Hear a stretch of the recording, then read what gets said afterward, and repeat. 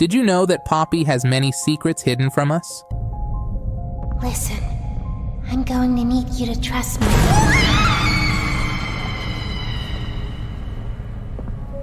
In this video, we will talk about all the details you know and don't know about Poppy.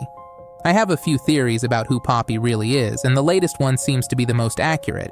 But the topic of this video is not just about that, it's just the beginning, and we'll encounter many surprising details. Also, only a small percentage of people who watch my videos are actually subscribed. So if you end up liking this video, consider subscribing. It's free, and it's the only way for me to upload new theories. There are 3 possibilities regarding who Poppy is. She could be Elliot's wife, Molly. She could be Elliot's daughter. And they are teaming up because the prototype might be Elliot Ludwig, and he's taking parts of the monsters to become the strongest being ever. She could just be another experiment. Poppy's character takes a dark turn that feels incredibly extreme. From her seemingly caring statement, "You're too perfect to lose," it's clear she might not have needed our help at all. Instead, she intentionally manipulates the player into staying, almost treating them like a mere plaything. The only enemy we intentionally defeated was Huggy, while the rest were seemingly orchestrated by Poppy. It's as if the player is just a pawn in her game. Regardless of her true identity, she seems to be set up as the ultimate final boss. I don't think we should trust Poppy because it's superstitious of how she sounded in the end of Chapter 2, and now in Chapter 3, she helps us. I find her reasonable why she didn't let us go, but I think she's using us. She's using us. She wants to supplant the prototype, but can't fight them on her own. If what she says is true and the prototype did trap her in that case, she must pose some threat to them despite her size. In the game, Poppy's proximity to Elliot's office is noteworthy. It's just down the hall when you exit through the previously blocked door.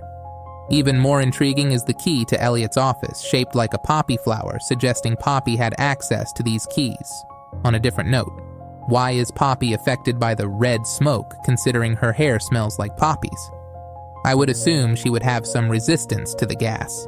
Maybe she does. She said she heard everything while being trapped in her case while she was asleep. Seems she was semi-conscious somehow. What do you think about this? I'd love to hear your theory about Poppy being affected by poppy gas even though she literally smells like poppies. By the way, if Elliot Ludwig is indeed the prototype himself, he would go to great lengths to protect his daughter. He had the opportunity to destroy her, yet he didn't. I believe the prototype was safeguarding Poppy by locking her in the case. There's a plethora of information that she hasn't disclosed to us as players, a lot she's concealing from us. Examining the adoption tape, I've always perceived Stella as genuinely horrified. While I still believe she knew about the Larger Bodies initiative, it deeply pains her to witness an orphan, so close to a new life, lose theirs to experimentation. Subsequently, she's faced with the distraught expressions of parents left clueless about what happened to the child they hope to adopt. There's a part of me that speculates a twist where Poppy is actually Elliot's younger sister. While everyone assumes she's his daughter, that seems too straightforward.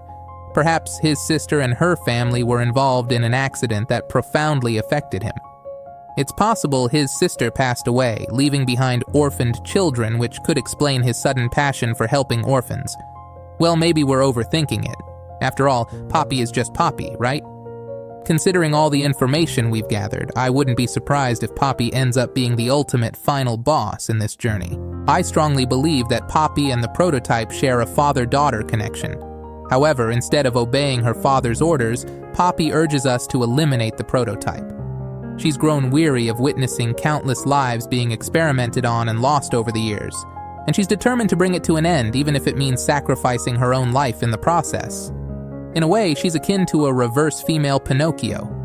Instead of longing to become real, she desires to die because she knows her true identity and wants to put an end to this seemingly endless nightmare. Poppy is the main character of the series, so it makes sense for her to be the main villain. Here's a hidden clue I stumbled upon that I found fascinating. Did you notice the letter is written in red, with a small space next to the word red? And do you remember who requested red from us? It was Crafty Corn. As I'm going through the comments, I noticed some people discussing possession and spreading misinformation. In this video, I want to correct this misconception.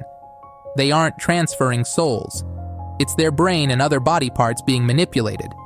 Poppy Playtime is more akin to sci-fi Frankensteinian medical horror, rather than being like FNAF with ghosts and soul possession.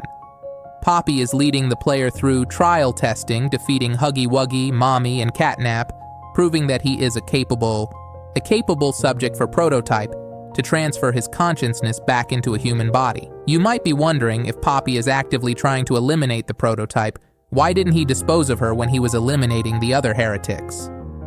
Furthermore, all the other toys have copies, but she's the only Poppy. The answer lies in the fact that despite Poppy being considered a heretic to the Prototype, he couldn't bring himself to kill her because of their familial connection. He locked her in a case instead. However, this doesn't explain why he got rid of Dog Day differently. Nevertheless, this underscores the notion that Poppy holds a special significance to him. Why does Dog Day also claim that both us and Poppy can fix this madness? Why would he deceive us? Also, just because the Prototype is a prototype doesn't mean he lacks power. We witness him single-handedly defeating Catnap using only his fingers. Furthermore, why did the Prototype wait 10 years to eliminate Catnap when he was fully willing to sacrifice himself the entire time?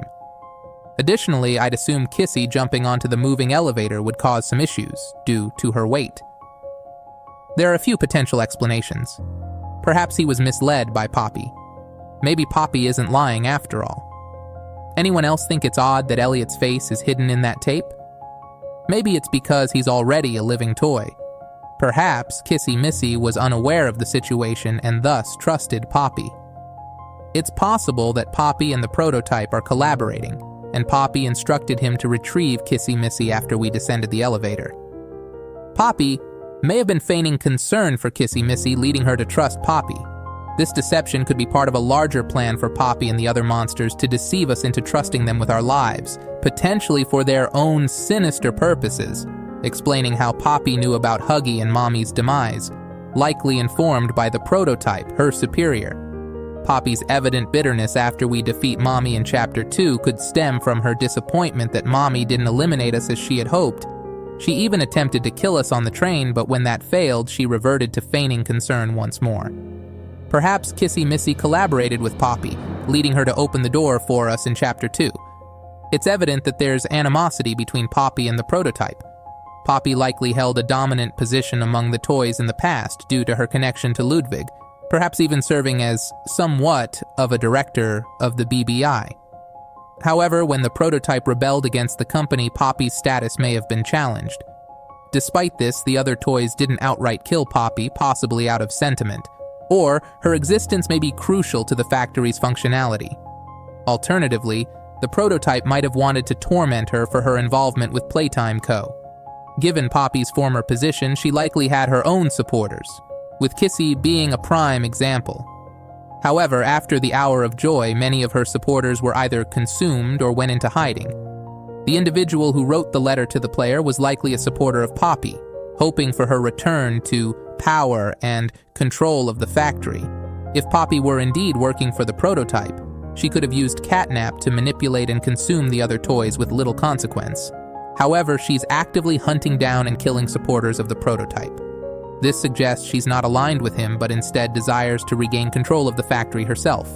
To truly understand what happened to Poppy, we need to consider the hidden details revealed in the 3 chapters released so far. In Chapter 1, Poppy was locked away and we were the ones who rescued her. In Chapter 2, she initially acted friendly towards us, but was eventually captured by Mommy Long Legs, leaving us puzzled with her blank stare. By Chapter 3, she provided more details, urging us to defeat the Prototype.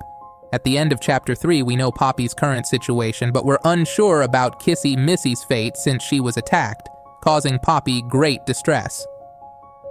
Chapter 4 will likely pick up from this point, continuing with Poppy's storyline, and will probably attempt to rescue Missy as a side quest. But what truly happened to Poppy to be locked away? In my opinion, no entity is unjustly confined. The security system of the Prototype toy factory prevents these toys from leaving the factory and protects the outside world. When Poppy destroys the Prototype, this security barrier will collapse, allowing the toys to venture into the outside world. To prevent this, The prototype locked up Poppy and, due to their familial connection, hesitated to kill her. What do you think about this topic? Don't forget to leave your comments. They're important to me, and liking the video can help me produce more theory videos. Make sure to subscribe to not miss out on future videos. Additionally, if you enjoyed this video, I've placed one of my other favorite theories in the middle of the screen. Clicking there will lead you to watch it. I love you all, and I'll see you in the next video.